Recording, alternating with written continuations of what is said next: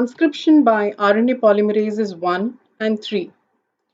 What has been observed is that a bulk of transcription is carried out by RNA polymerases 1 and 3, but this bulk is only of a very limited set of genes, and unlike that of RNA polymerase 2, which is able to transcribe a lot of structural and functional genes.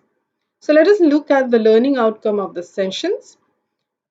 RNA polymerase 1 synthesizes the large ribosomal RNAs. In fact, it synthesizes it as one large RNA and then is processed to break it down into three different ribosomal RNAs. While RNA polymerase 3 synthesizes specifically the tRNAs, the 5S rRNA, and a few other small nuclear RNA. Now, in a growing cell, what has been observed is that about 80% of transcription is only of the above limited set of genes.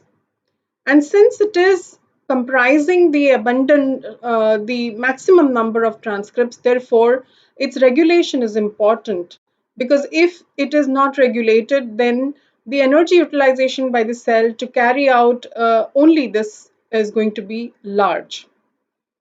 Although both RNA polymerase 1 and 3 share several structural components with RNA polymerase 2, they initiate transcription from very distinct promoters. The transcription termination is observed to be very different from that by the RNA polymerase 2. So let us look at RNA polymerase 1 in a little more detail.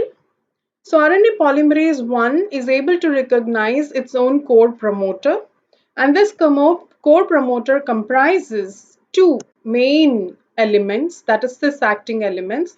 One that is called as the core element, and this is positioned between -45 and +20. So in fact, this core element encompasses the transcription start site, and that start site is within a region which is called as ribosomal initiator region. So basically, within the core element is present the ribosomal initiator region, which in turn is encompassing the transcriptional start site. The second promoter element for RNA polymerase 1 being present upstream of this core element is actually called as upstream core control element, and this is found to be relatively more GC rich than the core element. In fact, in the core element at the RINR, that is the ribosomal initiator, what one finds is that this region is a little AT rich. Now, the upstream control element basically is subdivided into two constituents. So what is observed is that there is a kind of symmetry between these two regions, and this entire upstream control element can be anywhere between -100 and -200 upstream of the transcription start site. Now, the distance that is there between the upstream control element and the core element is critical. If it has been found through various studies that if this distance is changed or altered by an insertion of a few sequences of base pairs or deletion of a few sequences of base pairs, then it has been found that RNA polymerase 1 is not able to initiate transcription at a good rate. So this is something important that has to be kept note of. What is also observed in many species, and a lot of studies has been carried out in the yeast species especially, and it has been found that these rDNA genes with its core promoter are present in the nucleolus region of the nucleus. So within the nucleolus, there are innumerable genes of the rRNA, which is getting transcribed by the RNA polymerase 1. So it has been observed that the same gene is repeated several times within the specific set stretch of DNA. And so say for example, this, as you can see, you have the entire stretch of the gene that is giving rise to the 18S, 5.8S, and the 28S. So this is what is getting transcribed by the RNA polymerase 1, and you can see that it is repeated. In yeast, In certain species, it has been found that there are about 800 repeats of the gene within the nucleolus region, but it is not same in all species. However, it has been observed that the number of genes present for the same ribosomal RNA can be in multitudes within a cell. And within the genes that are to be transcribed is present a region which is called as intergenic sequence, and the components in the intergenic sequence generally comprise the enhancers, and there is something that is called as a proximal terminator just upstream of the upstream control element, in which is in turn upstream of the start site of the gene, the rDNA gene. So, several studies have suggested that this proximal terminator 1 is responsible for ensuring that, suppose you have the RNA pol 1 which has been transcribed not getting terminated at these regions, then at this point it will definitely get terminated and not begin transcribing these genes. So that is one. Second, the proximal terminator is also considered to be a cis-acting element to which binds several transcription factors and chromatin remodelers, etc., that can help in taking care of nucleosome barriers while carrying out transcription by RNA polymerase 1. So this proximal terminator does not really involve in the is not really involved in the termination of this gene, okay, but it is present for other regulatory roles. Now, it is not necessary, of course, that you would have so many enhancers in all the different species for RNA polymerase 1, but this is giving you one idea of what is present in the intergenic sequence between two rDNA repeats. Now, let us look at how the initiation complex assembly takes place in this RNA polymerase 1 core promoter region.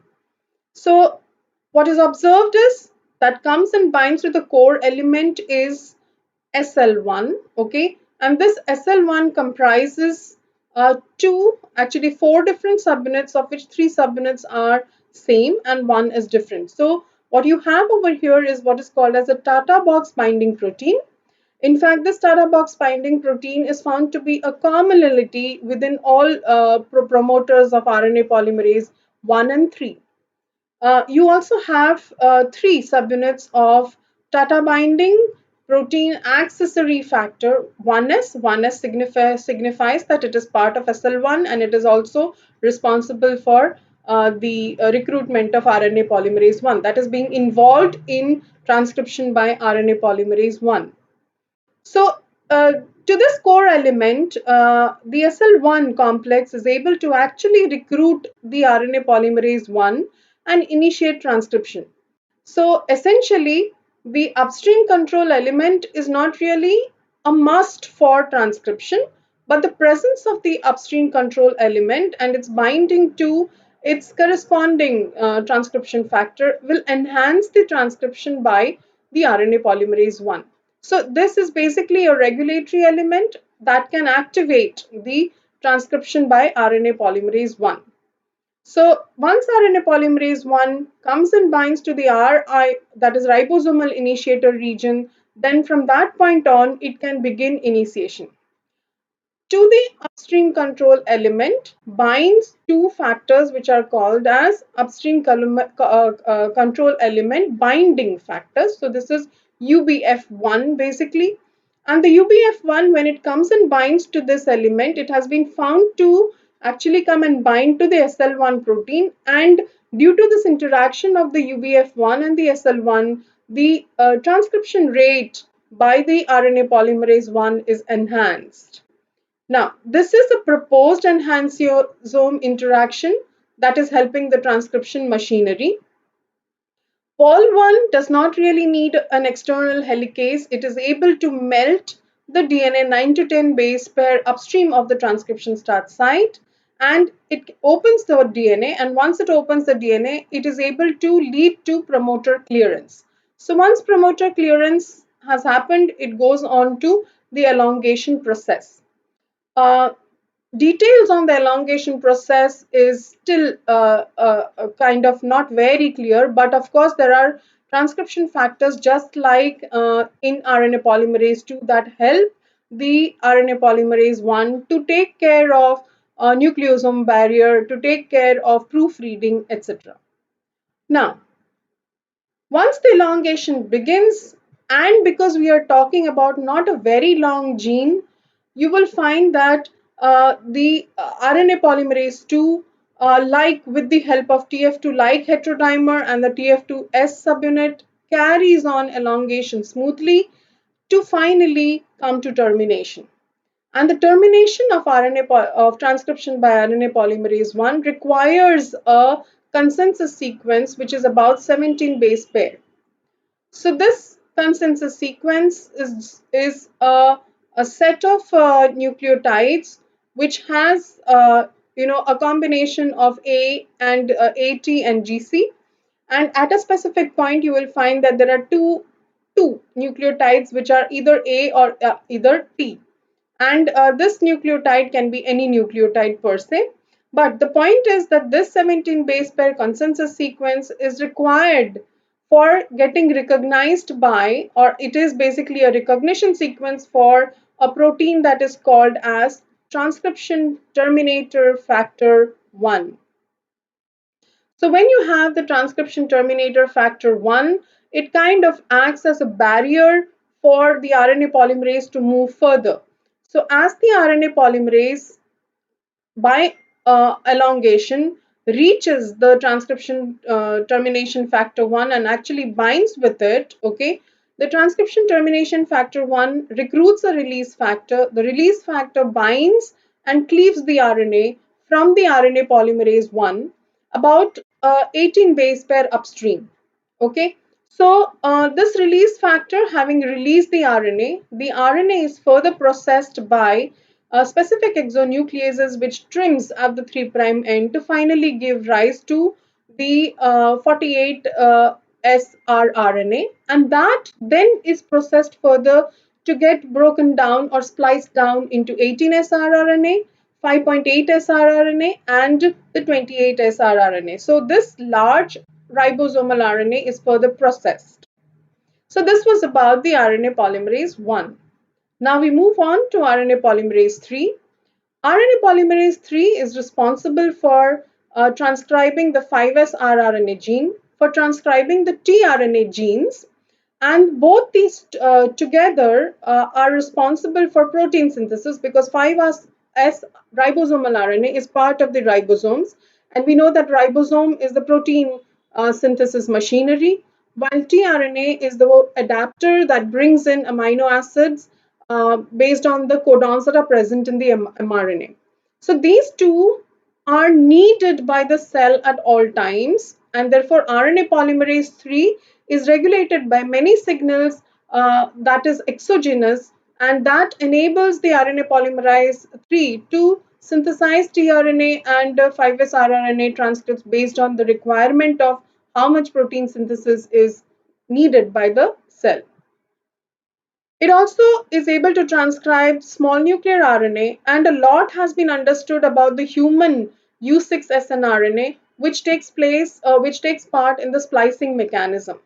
So this small nuclear RNA actually form what is called as SNRPs, and as SNRPs, they are helpful in the splicing mechanism. So for RNA polymerase 3 to transcribe these three different set of genes, and they only transcribe these set of genes, nothing more. So they have a limited set of genes that they have to transcribe. But for all the three, they are using three different set of promoters. So RNA polymerase 3 uses three different promoters, and one of the transcription factors that is required by all the three different promoters for initiation is a transcription factor called as transcription factor 3b. So this transcription factor 3b is able to bind to the RNA polymerase 3. RNA polymerase 3 per se is a 17 base pair large subunit. 17, not base pair, 17 subunits make up the polymerase 3. And within the 17 subunits, there are several dimers of subunits that are present that help the RNA polymerase 3 to function. Interestingly, there is a heterotrimer made up of subunits C82, C31, and C34, and this heterotrimer is homologous to the transcription factor 2E of the RNA polymerase 2. This is able to interact with the transcription factor 3B and thereby help in forming the pre-initiation complex. Now, let us look at the three different types of promoters. So, the promoter for 5S rRNA gene, okay, say for example, this is the transcription start site. Then what has been found is upstream of this transcription start site is present a sequence, a cis-acting element very close to the Tata box consensus sequence. And you can see that the gene is very short. So between the terminator of the region or the termination sequence of the 5S rRNA gene and the transcription start site is present box A. This box A is a cis-acting element between plus 50 and plus 64. It has an internal element which is at around plus 70, and you have another box C, a cis-acting element between plus 80 and plus 97. So all these three cis-acting elements comprise the internal control element. The reason for calling it internal control element is because all the three are present within the gene itself. So they are present downstream of the transcription start site and they are present within the gene per se that has to be transcribed. So that is how the 5S rRNA gene core promoter is for RNA polymerase 3. Now let us go to what is the core promoter for the RNA polymerase 3 to transcribe the tRNA gene. Again, let's consider this is the transcription start site and this is the termination sequence. So within the, again the gene is present, within the tRNA gene is present box A, that is between plus 8 and plus 9, so you can plus 19, so you can see it is downstream of the transcription start site. And there is box B which is between plus 52 and plus 62. It has been observed that upstream of the plus 1 is present the Tata box in both the cases. Okay. Now, this therefore forms the internal control element for the tRNA gene. We next go to the snRNA gene, which is also transcribed by RNA polymerase 3, and the core promoter region of the snRNA gene for RNA polymerase 3 is a little different from the other two. So here, this is the transcription start site, upstream of which is present the Tata box, which is between minus 30 and minus 25. And then upstream of that, you have a promoter specific element, which is between minus 66 and minus 47. And what could be present distally is a distal selective element for the snRNA. So these three are upstream of the transcription start site, and this is positioned anywhere between minus 244 and minus 214. So you can see that here, in case of snRNA gene, most of the core promoter elements are present upstream. Now, this is not exactly part of the core promoter element. You have the PSE and the TATA, which is part of the core promoter element, but this is a regulatory element which helps the RNA pol 3 in synthesizing the snRNA transcript. In many cases, what has been observed that the distal specific elements have more than one component, and one of the common components present is what is called as the OCT component. It's called OCT because it's an octamer. Now let us look at how the initiation complex assembly happens at the tRNA gene. So we know that this is the this is basically the promoter elements of the RNA polymerase 3 for tRNA gene. So what comes in first binds is a transcription factor 3C. This transcription factor 3C is made up of 6 subunits, and this 6 subunits is almost completely covering the entire gene.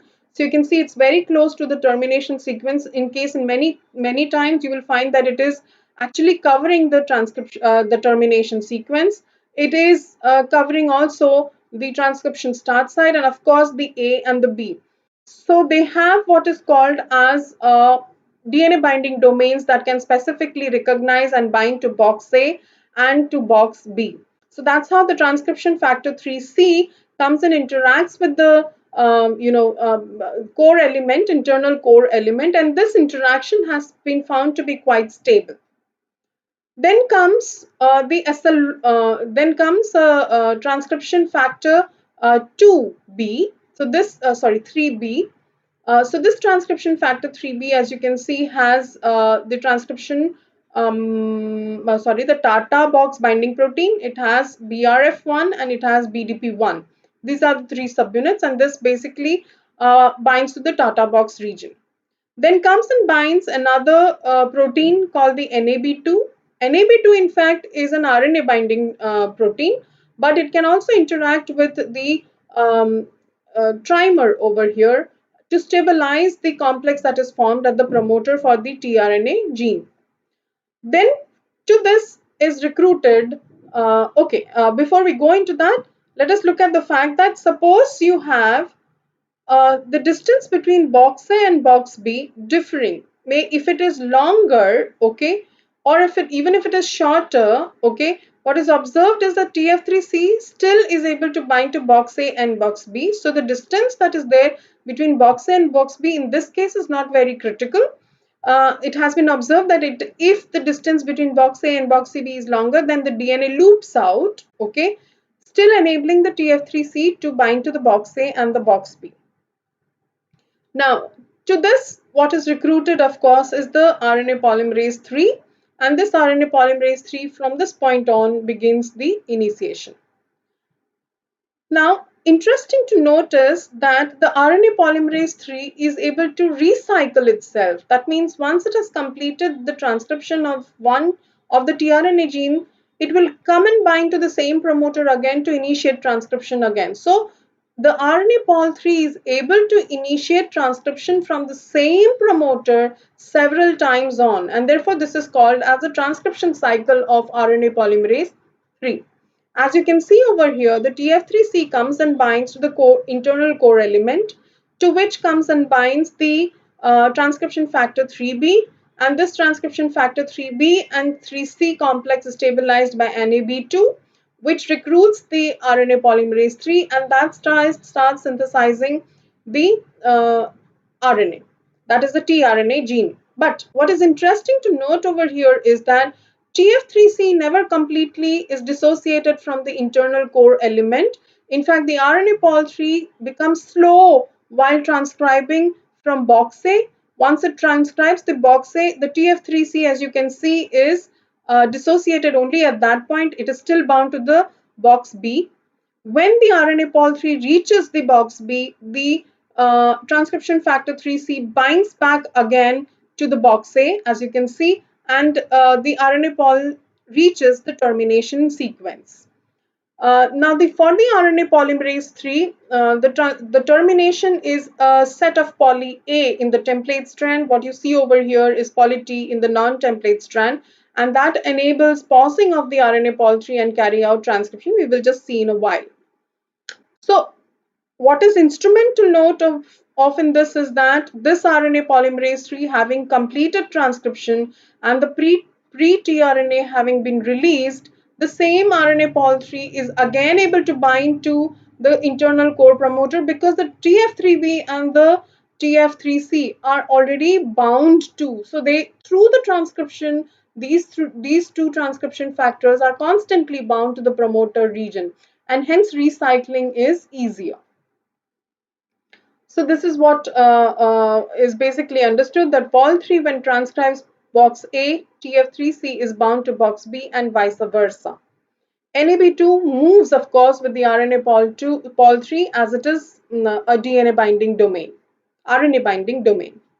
Now we look at how the termination occurs. So we've said that there is a poly T that is present at the non-template strand, and because of the presence of the poly T, On this template strand is present poly A. So what is added by the RNA pol is a lot of U's, and we all know that AU interaction is a weak interaction. So because it's a weak interaction, the RNA polymerase kind of pauses at this point, but it continues to transcribe till it reaches another region which gives rise to an AU rich region. So when you have the NAB2 that can bind to the RNA is released from the RNA polymerase at this point, you will have several exonucleases. So they're called basically as exosomes. So the RNA-Z is able to,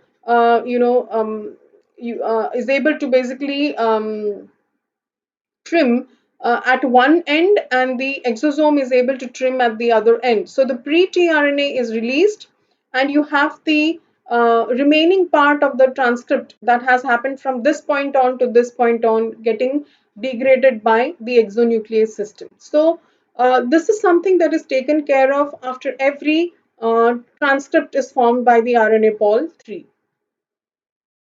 Now we look at how initiation happens at the other two genes, 5S rRNA gene. So in the 5S rRNA gene, this is the internal control element. You have box A, you have an internal element, and you have the box C.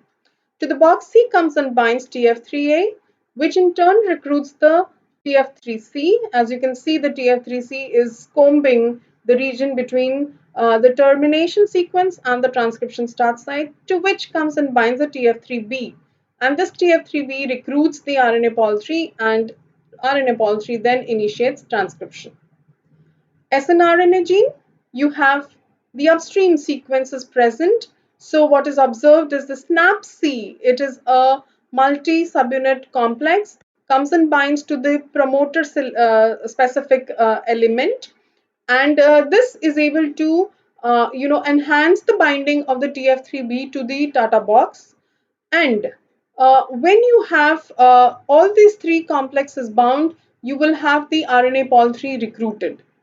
What is observed is that there are two transcription activators, POU211 and ZFP143, that can bind to the distal specific elements, and this then can enhance or interact with SNAP-C, which in turn can change the conformation of the TF3B to actually stabilize the binding of the pol3 to the gene, so that transcription initiation is fast.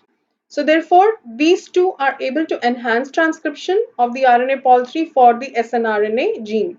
This actually has been studied well for the U6 snRNA. In fact, the entire construct that has been shown is for the U6 snRNA in the humans.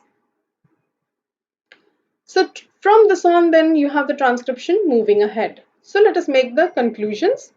RNA polymerase 1 binds to a distinct promoter with the core element and the upstream core element. I'm sorry, this has to be core. The initiation complex includes SL1 and UBF1, which recruit the polymerase 1 to initiate transcription. The termination of RNA polymerase 1 is due to a termination consensus sequence and the transcription termination factor 1. This recruits a release factor to cleave and release the pre-tRNA. RNA polymerase 3 binds to three types of promoters. I'm sorry, here it is ribosomal RNA. RNA polymerase 3 binds to the three types of promoters, each for specific genes. There are specific transcription factors that enable assembly of the initial transcription complex. One of the transcription factors being common, and that is the TF3B, and also the TF3C. Termination by RNA polymerase 3 uses a sequence of poly A in the template strand, with exonucleases trimming the pre-RNA to form the functional RNA. So RNA polymerase 1 and 3 are highly specialized in transcribing only specific genes, with initiation at very specific promoters and binding of specific transcription factors. Together they contribute to protein synthesis and splicing. Thank you.